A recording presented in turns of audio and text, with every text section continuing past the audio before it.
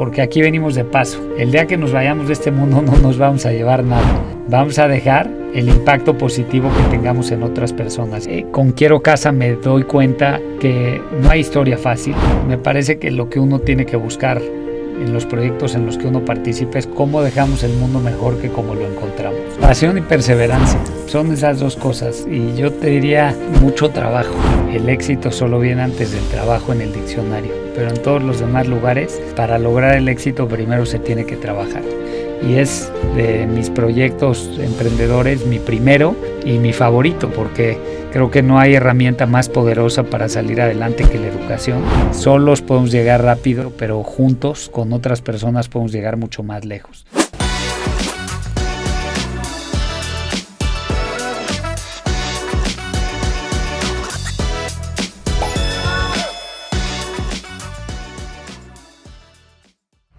Bienvenidos a Somos Inspiración, este espacio donde las historias se convierten en brújula y la experiencia de otros en luz para el propio camino. Hoy nos acompaña alguien quien ha hecho de la acción, me parece, su forma de inspirar. José Pepe Chabot Cherem, empresario. Sí, pero después de algunas conversaciones, también con amigos de él, mi impresión es que es más bien constructor de oportunidades.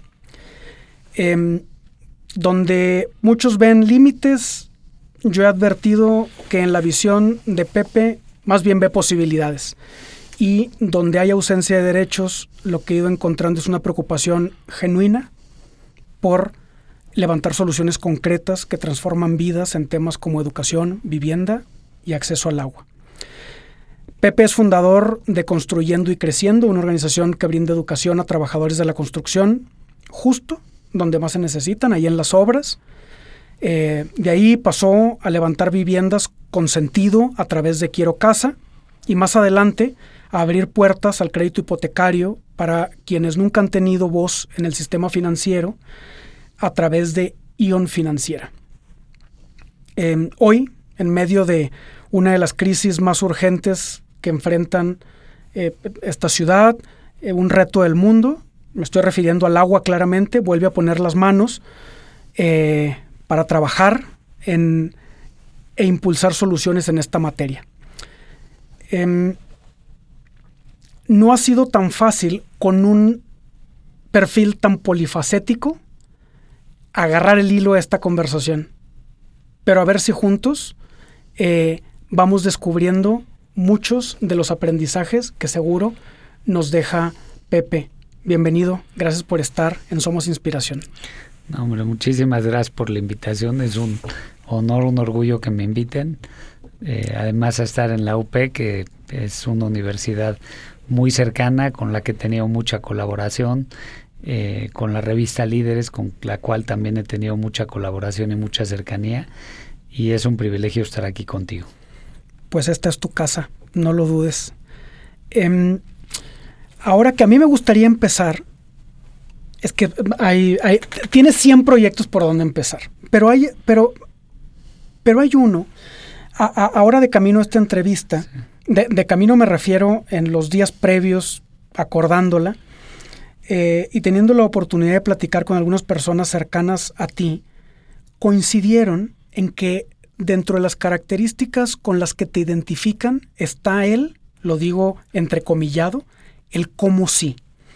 Yo no sé qué tanto has sido consciente tú de eso, pero en tu equipo, esa actitud de buscar el que salgan las cosas, pero el que salgan las cosas con una actitud amable, con una actitud de cómo te ayudo a que salgan, con una actitud de enfoquémonos en un resultado, pero donde el medio también es importante, la forma como se hace, ha sido una de tus características.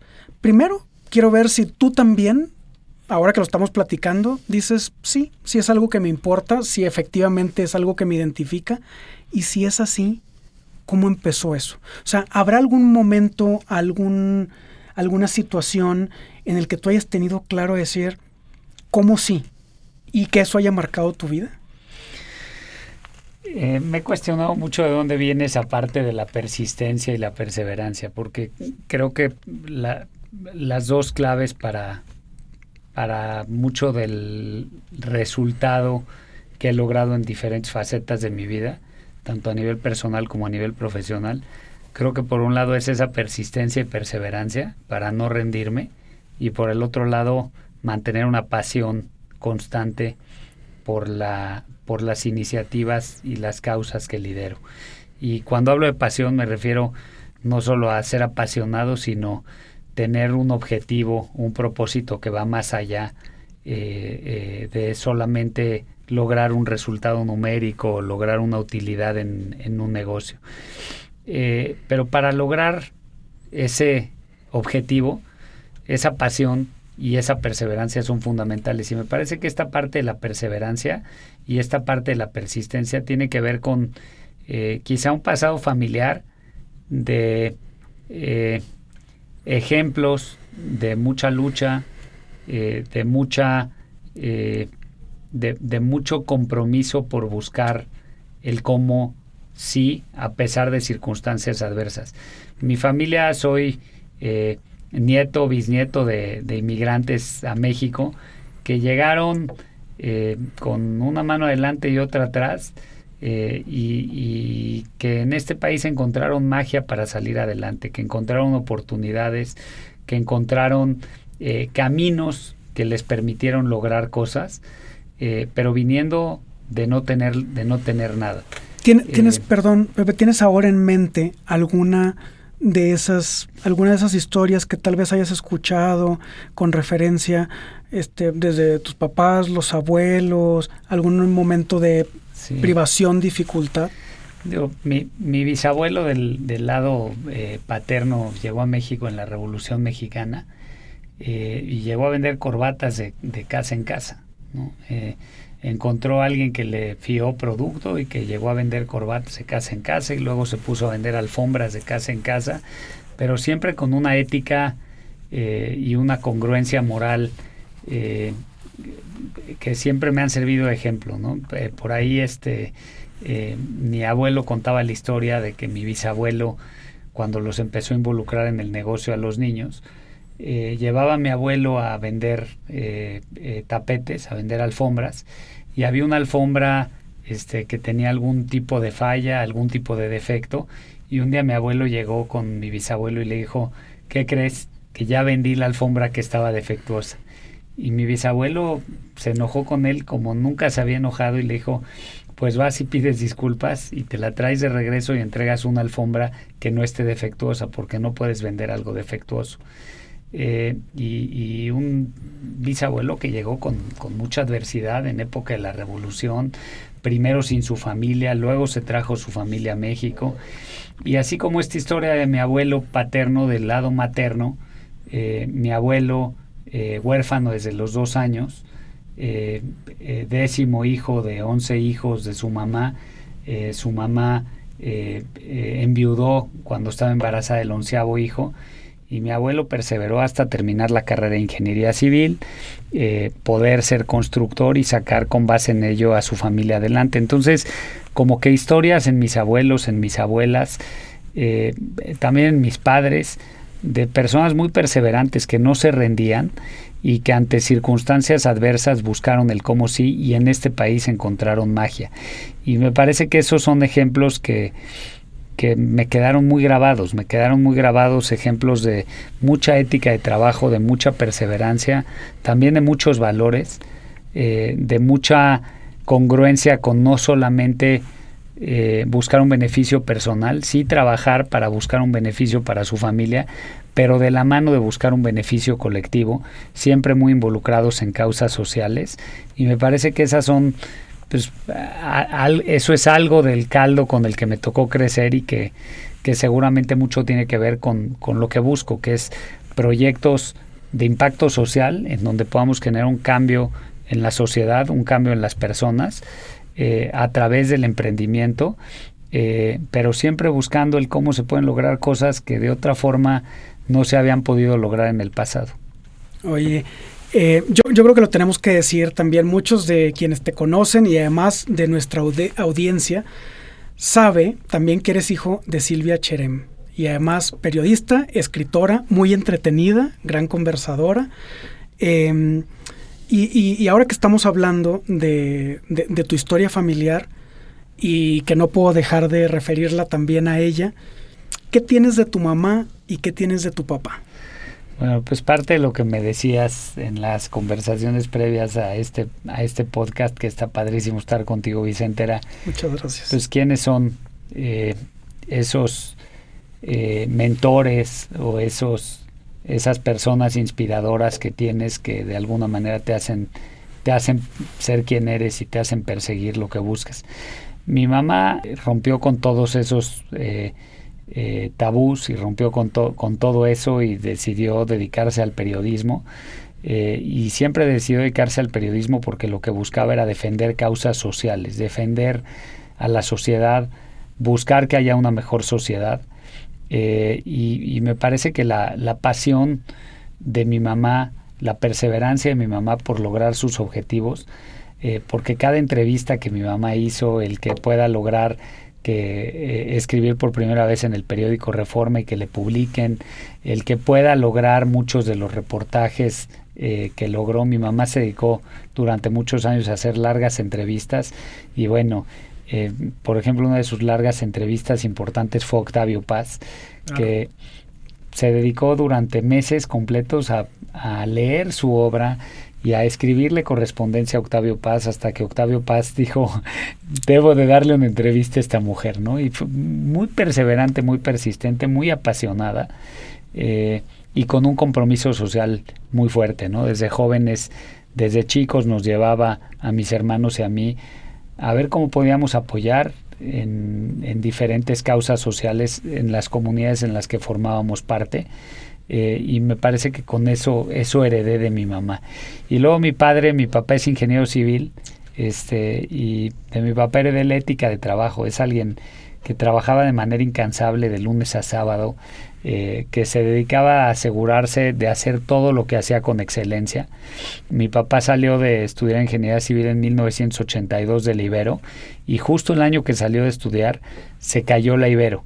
Claro, en su último semestre. Con aquel terremoto. Un día en la mañana, en un terremoto que solo se cayó el Ibero, y mi papá como ingeniero civil se metió a los cimientos a ver qué pasó y qué falló, y se dio cuenta que había muchos problemas de calidad en la construcción, y desde entonces pues es alguien que cada construcción en la que se involucró se metía a supervisar cada armado, cada colado de concreto, cada parte del proceso para asegurarse que se haga con calidad, porque se dio cuenta que la responsabilidad de un ingeniero civil es enorme. Y en ese sentido, creo que la responsabilidad de cualquier profesionista es muy importante en lo que hace, desde los que comunican y el cómo comunican la información y por qué la comunican, hasta los ingenieros, hasta los médicos.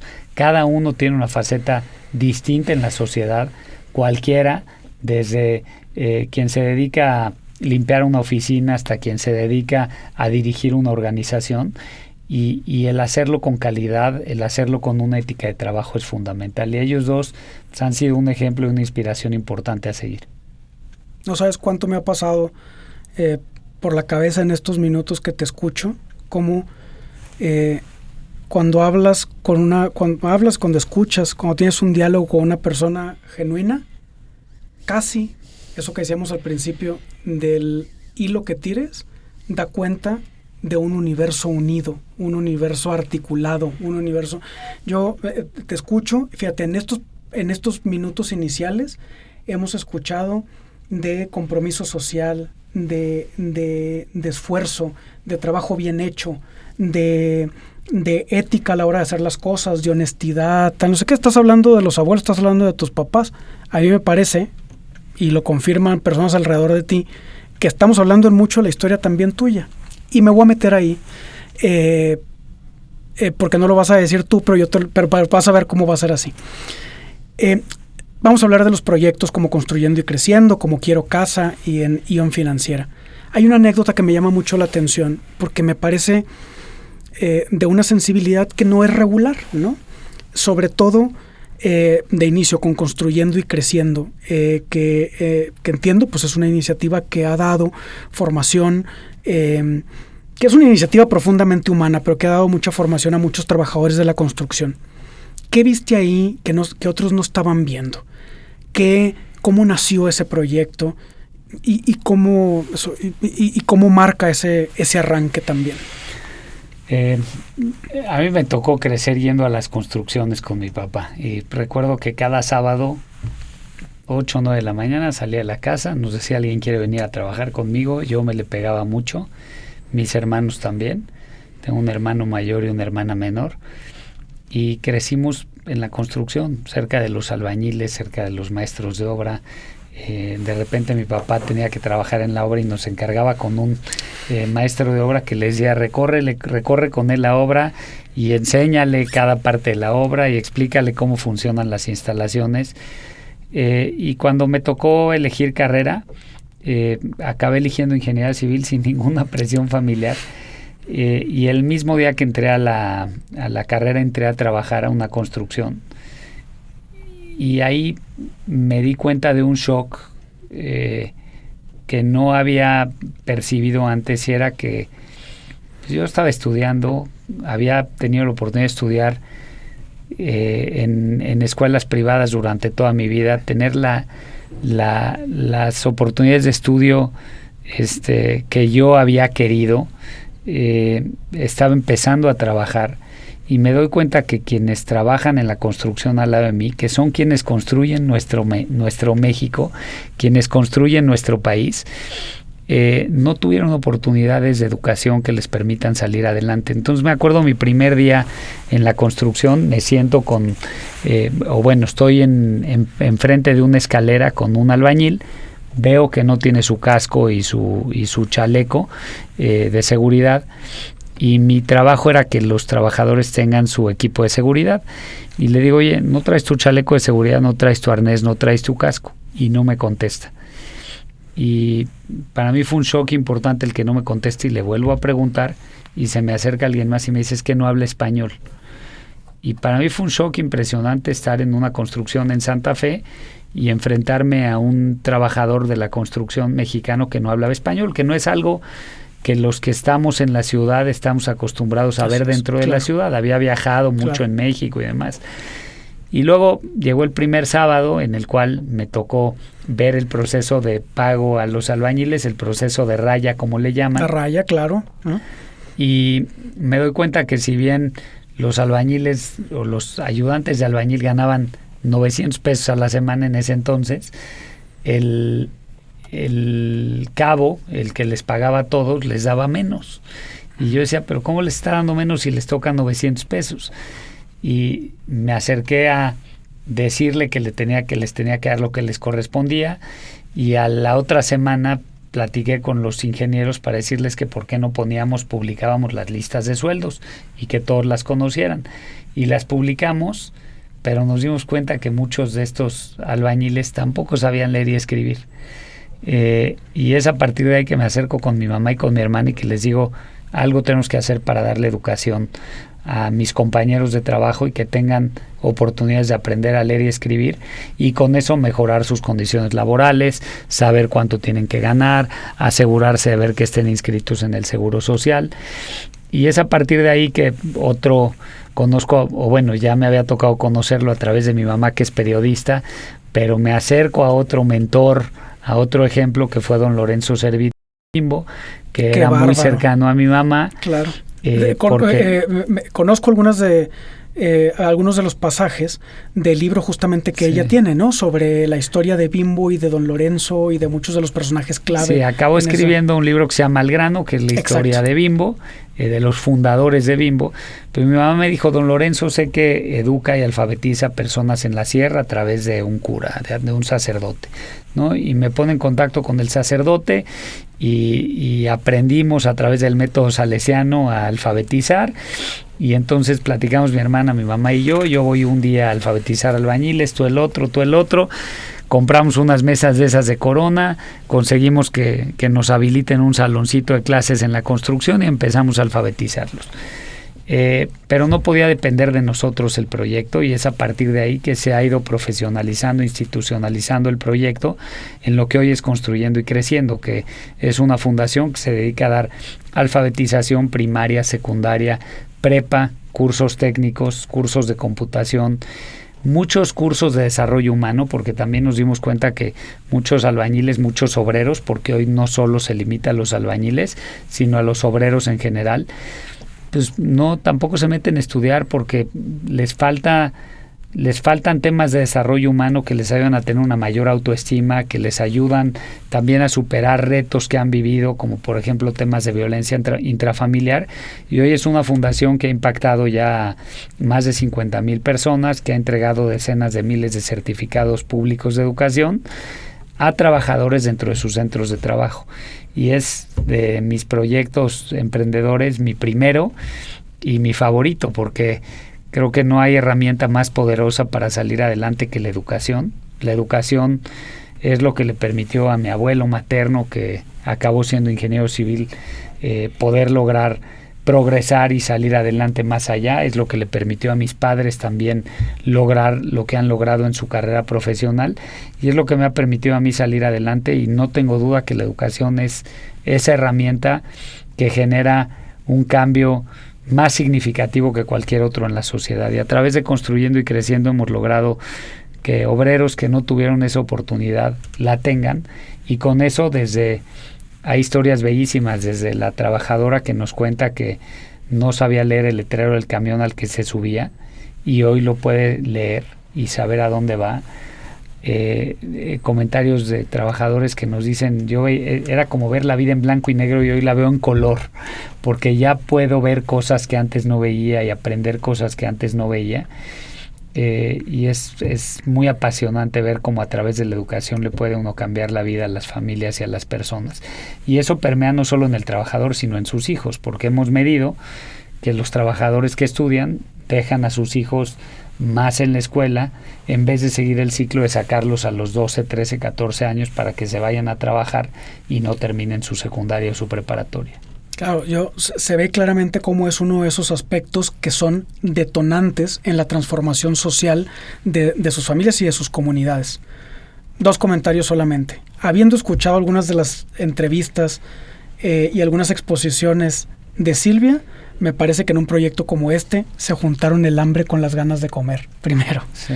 Y ya que estamos hablando de eso, vamos a aprovechar además la mención a don Lorenzo, y aprovechamos también para agradecerle también allá donde esté el apoyo a tantos proyectos educativos, entre ellos la Universidad Panamericana y el IPADE. Y ahora, a pocos días de la partida de don Roberto, no quiero dejar de hacer esa mención también, ¿no? Otra persona que yo sé que también conoces bien. Por otro lado, Pepe, otros 2 retos importantes. Yo sé que tu día a día está compuesto por muchas correderas y por muchos proyectos, pero vamos a ponerle el acento a otros 2. A mí me encantaría que nos platiques de Quiero Casa, eso, un poco cómo nació, y el reto de equilibrar, a ver cómo lo digo, la rentabilidad, que es importante seguramente, tú nos platicarás, ¿no?, en esto, pero con un compromiso genuino por ofrecer vivienda digna y bien ubicada, pues, para muchísimas personas. Y por otro lado, porque además me parece que tienen todos los puentes y vasos comunicantes los proyectos, con Ion Financiera también, o sea, como el arranque igual y el reto de ir por el desafío, me parece, del sistema financiero en el que estás buscando construir una alternativa, pues para personas que usualmente no son sujetas de crédito, ¿no?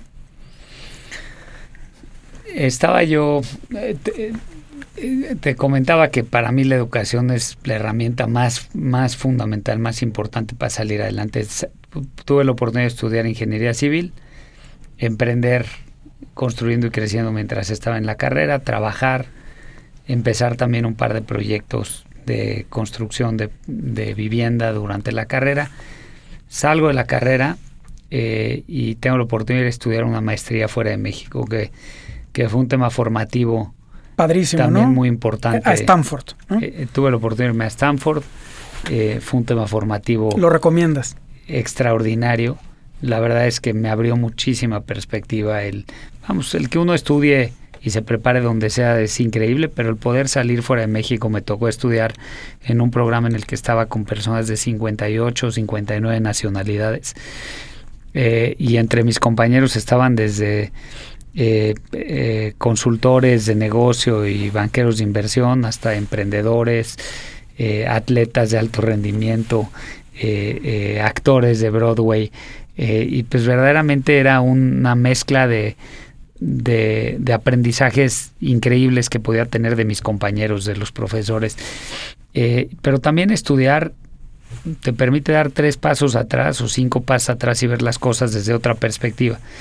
Y estando en California estudiando, me toca ver en los periódicos, por ejemplo, el Los Angeles Times, que hablaba de que en México se estaba construyendo mucha vivienda muy lejos de las ciudades, ¿no? Y las familias estaban pudiendo adquirir su primera vivienda con su crédito Infonavit, pero a 2 horas de distancia de su trabajo, y luego muchas de esas familias estaban abandonando la vivienda porque no había tejido social alrededor de donde estaba la vivienda, no había escuela, no había trabajo, no había hospitales, y de repente el padre o la madre de familia se daban cuenta que pagaban más de transporte para llegar a su trabajo que lo que podían llegar a pagar de renta viviendo más cerca de la ciudad, y se abandonaban las viviendas.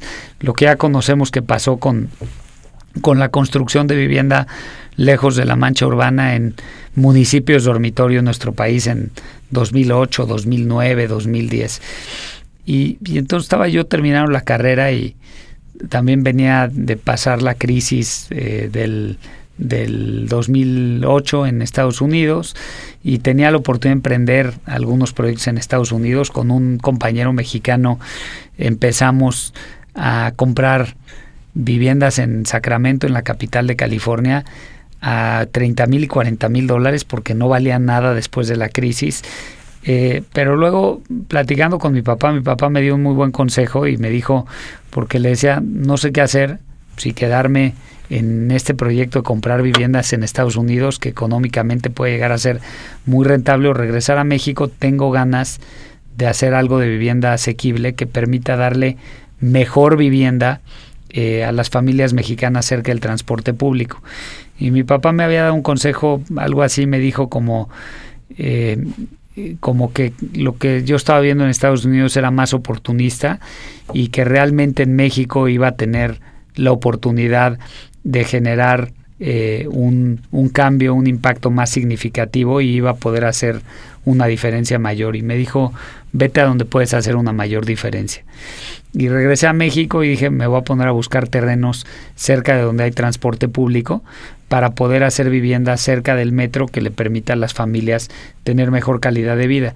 Y en ese entonces estaban construyendo la línea 12 del metro en la Ciudad de México, que llegaba al oriente de la Ciudad de México, a la zona de Tláhuac, y encontré un terreno que era la fábrica de chicles La Americana, que eran estos chicles en bola que se vendían mucho hace muchos años. El dueño iba a vender la fábrica, y conseguí que me permita, pues con mis ahorros, darle un anticipo muy pequeño, 80,000, 100,000 pesos, y pedirle que me dé plazo 6 meses para juntar un grupo de socios y poder pagarle el terreno. Y accedió.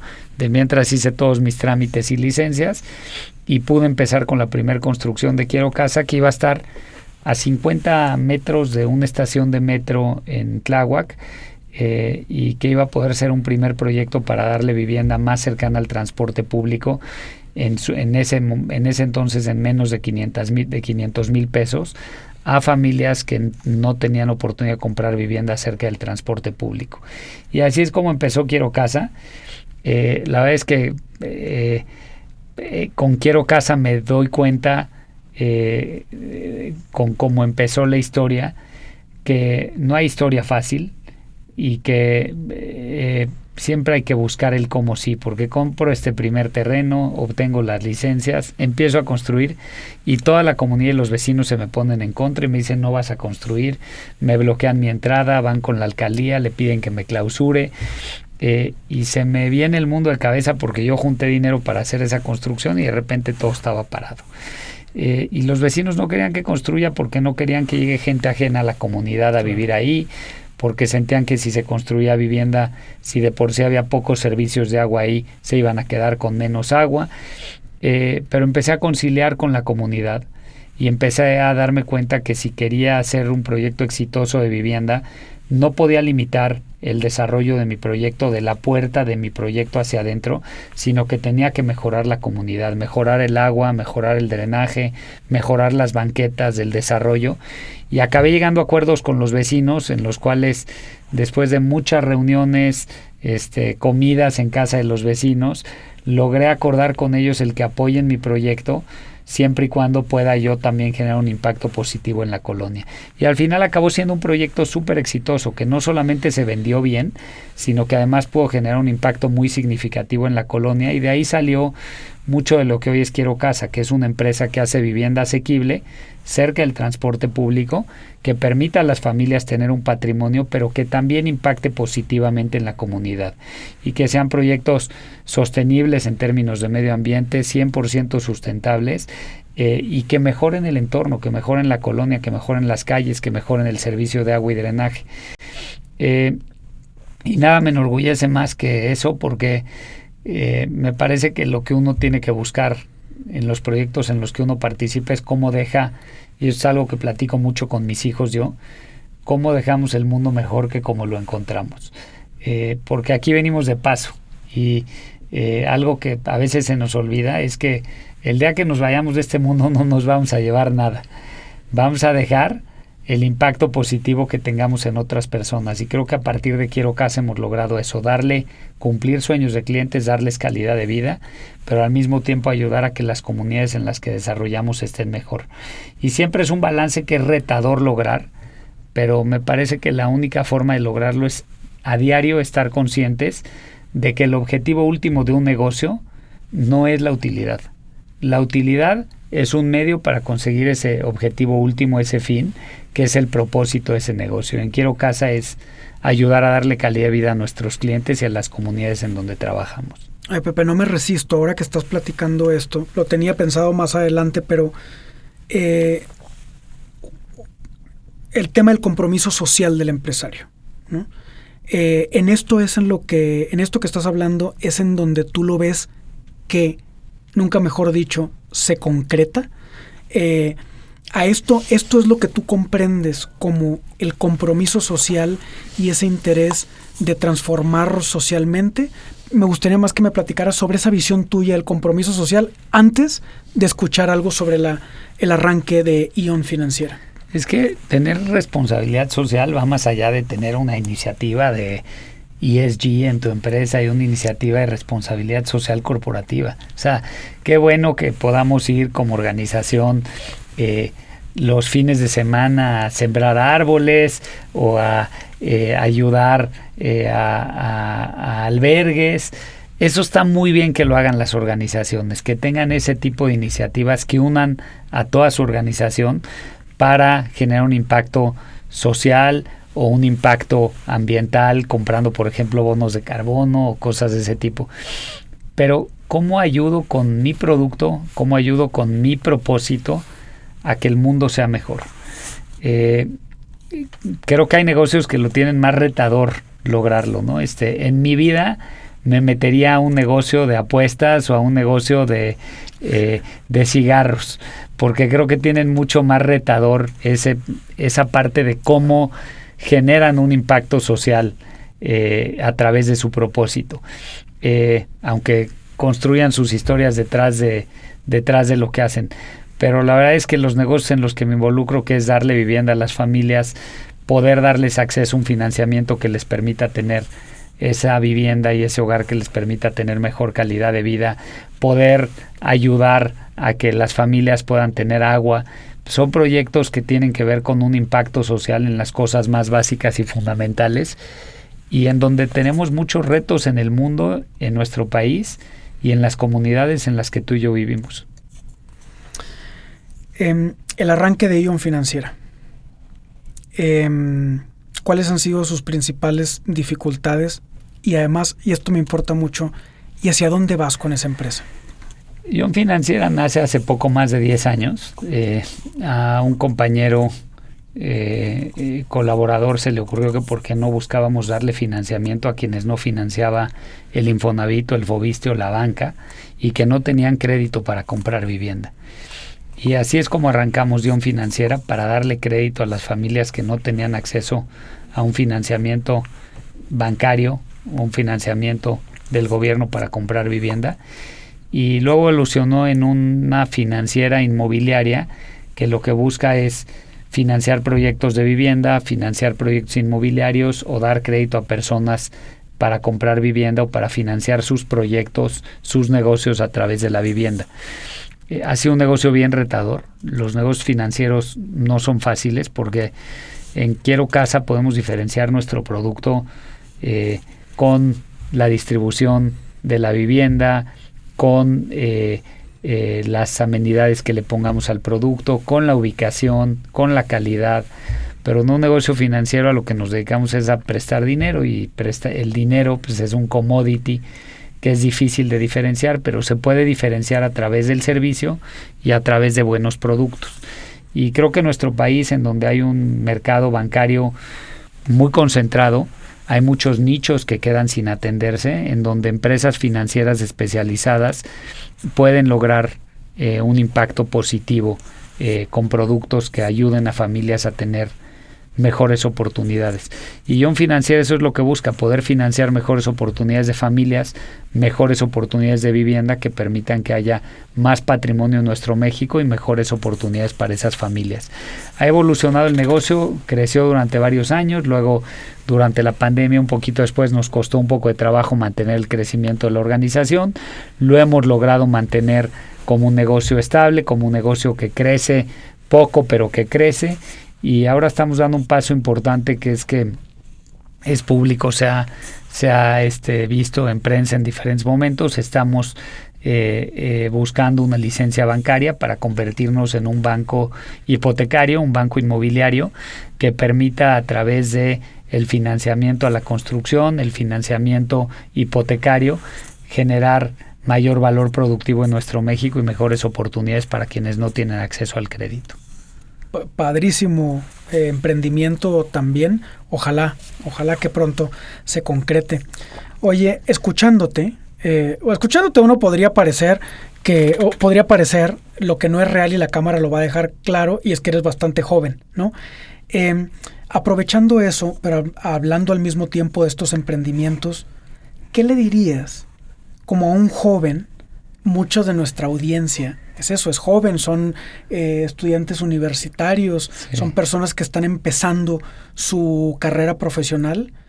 ¿Qué le dirías a alguien que quiere generar un impacto, pero como que no sabe por dónde empezar? Que dice, oye, yo fui a una escuela donde me hablaron mucho de compromiso social y además oigo a Pepe y digo, claro que quiero animarme a eso, sí. Pero ¿yo por dónde, no? Pasión y perseverancia, son esas dos cosas. Y yo te diría mucho trabajo. A mí me encanta una frase que también es con esas frases con las que me despierto cada día, que dice que el éxito solo viene antes del trabajo en el diccionario, pero en todos los demás lugares, para lograr el éxito primero se tiene que trabajar. Son de esas frases que yo apunto, no lo voy a olvidar, por supuesto. Y realmente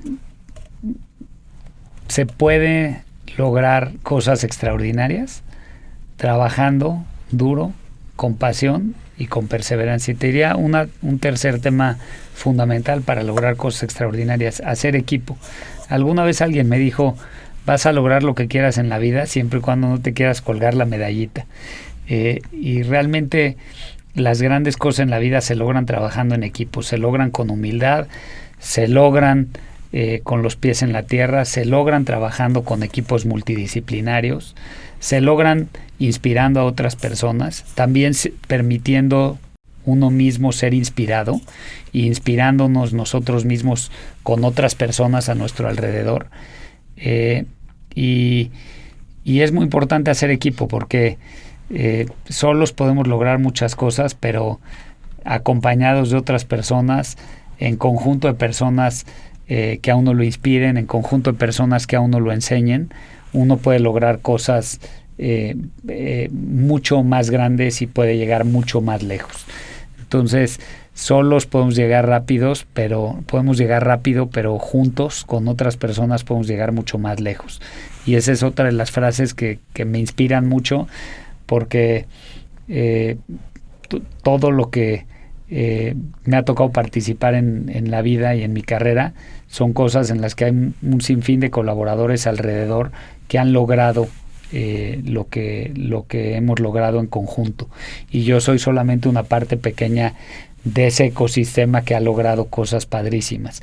Y yo te diría, no solo equipos, sino también otras organizaciones. A través de Construyendo y Creciendo, lo que hemos hecho es colaborar con el Instituto Nacional para la Educación de los Adultos, con la Secretaría de Educación Pública, con el Instituto Tecnológico de la Construcción, para tomar sus programas de estudio y fortalecer nuestra organización y que nuestra organización lleve sus programas de estudio a los trabajadores de la construcción. No creamos programas de estudio de cero, no hacemos lo que otras organizaciones ya hacen. Entonces, también la forma de lograr cosas grandes en la vida es no estar reinventando la rueda, sino montarnos de ruedas que ya existen y catapultarnos a través de ellas, ayudando a otras organizaciones y a otras personas a crecer. Y me parece que un tema que me ha ayudado mucho en la vida es eso, siempre estar dispuesto a ayudar a otros, porque cuando uno siempre está dispuesto a ayudar a otros y es auténtico, otros están dispuestos a ayudarlo a uno. Dos preguntas que no me voy a resistir a no hacerlas. Desde la primera conversación, yo he agradecido mucho tu amabilidad, sin duda, pero también te he visto ir corriendo. ¿Cómo le haces para, en medio de tantos proyectos, en esa corredera? Estoy seguro que de los que te escuchen, más de alguno va a decir, sí, él siempre va a 100, ¿no? ¿Cómo le haces para mantener el equilibrio? ¿No? Solo dos preguntas. ¿Cómo mantiene un joven el equilibrio con tanto que hacer? Eso por un lado. Y ya, tengo otra, ¿no? Ya. He tenido mucha fortuna de crecer en una familia y en un entorno, y hoy tener una esposa que son grandes compañeros, y que tanto mi familia como mi esposa como mis hijos son una red de soporte en la que nos apoyamos y en la que trabajamos juntos. Y luego he buscado crear eso en las organizaciones en las que estoy. Colaboradores que ellos saben que yo estoy para ellos si algo necesitan, y viceversa. Y tener una red de apoyo es fundamental. Tener una comunidad y una red de apoyo que dependa de uno, pero que uno dependa de ellos, es fundamental para siempre sentirse arropado y acompañado. Luego los emprendedores nos sentimos muy solos, pero si tenemos una red de apoyo nos sentimos mucho más acompañados. Ahora, ¿cuál es la receta para yo estar bien? Creo que 3 cosas que en lo personal he aprendido. Dormir bien. Mucha gente me dice, no te creo que duermes mínimo 7 horas al día. Sí, no lo parece, ¿no? Pero duermo mínimo 7 horas al día. Alimentarme bien, alimentarme muy sano y hacer ejercicio. Y ahí es la corredera, es mi rutina diaria de disciplina, que además es mi terapia, que es correr 40 minutos diarios, y con eso mantenerme sano, ¿no? Poder hacer ejercicio. Yo te diría poder dedicar tiempo a la familia, poder dedicar tiempo a lo más importante, asegurarme de que la familia esté bien. Y si yo estoy bien y mi familia está bien, entonces ya poder priorizar muy bien. Y antes de llenar mi día con pendientes, priorizar muy bien. No tengo redes sociales, por ahí están, pero nunca entro a verlas. No dedico mi tiempo a redes sociales. Trato de no dejarme llevar por los WhatsApps o por las llamadas que me llegan, sino por los objetivos que tengo en mi día a día. Siempre respondo mis llamadas, siempre respondo mis WhatsApps, mis emails, pero dedico tiempos especiales para eso, pero mi día lo planeo con base a las prioridades que tengo que atender. Y planificando mis prioridades adecuadamente, después de yo estar bien y mi familia estar bien, pues puedo lograr muchas cosas. Creo que a veces me meto en más de lo que debería. Y mi gran reto y mi gran problema con el que batallo a diario es un tema de balance.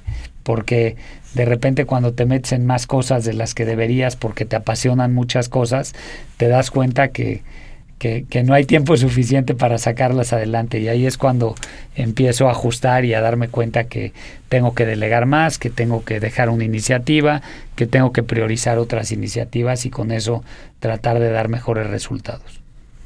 Ahora que estás hablando de tu familia, elemento que yo sé que es clave en tu vida, y con esto me gustaría concluir.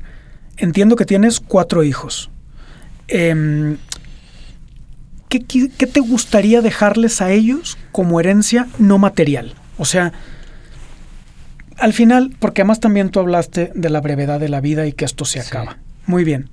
¿Qué ejemplo esperas darles con tu vida? Esto es algo que platicamos mucho, Dorit, mi esposa y yo. Los niños y todos aprendemos no de lo que les decimos, sino del ejemplo. Y tratamos de, en donde estemos, mejorar la situación de las demás personas, dejar el mundo mejor que como lo encontramos. Y eso es parte de lo que buscamos que nuestros hijos se lleven y que nuestros hijos tengan cada día de su vida. Dejar el mundo mejor que como lo encontramos. Y eso tratamos de... No somos perfectos, seguramente cometemos muchos errores, pero desde levantar la basura que encontramos tirada, aunque no la tiramos nosotros, y que nuestros hijos vean que si vamos a una playa y vemos basura, nos ponemos a levantarla, la metemos en una bolsita y nos la llevamos, hasta la forma en la que tratamos a las demás personas, siempre asegurarnos de dejar el mundo mejor que como lo encontramos y tocar a las personas a nuestro alrededor. Yo creo que al final de eso se trata este mundo. Nos vamos a ir en algún momento y de lo que se trata es de que dejemos un impacto positivo en los demás y que el mundo esté mejor que como lo encontramos. Pues me queda claro, Pepe, que lo están construyendo, nunca mejor dicho, muy bien. Yo te agradezco mucho el espacio, este tiempo, que no es solo una cordialidad. Yo sé cómo estás corriendo, no solo esos 45 minutos de la mañana, pero muchas gracias por mostrarnos también cómo el liderazgo ejercido genuinamente, con visión social, con compromiso, pues puede transformar realidades, edifica realidades, ¿no? Yo me quedo no solo con ideas valiosas, ¿no? Me quedo con un ejemplo, ¿no? Y además, porque además lo han atestiguado gente alrededor de ti, ¿no? Que como esto de lo que estás narrando es una historia honesta, ¿no? No hay transformación social sin líderes que se arremanguen y que hagan el trabajo difícil, y tú lo has hecho hasta físicamente. Te lo agradezco mucho. Este podcast se llama Somos Inspiración porque creemos en las grandes historias que no se cuentan solo con la intención de admirarse, pero sí de inspirarnos, pero sí de impulsarnos.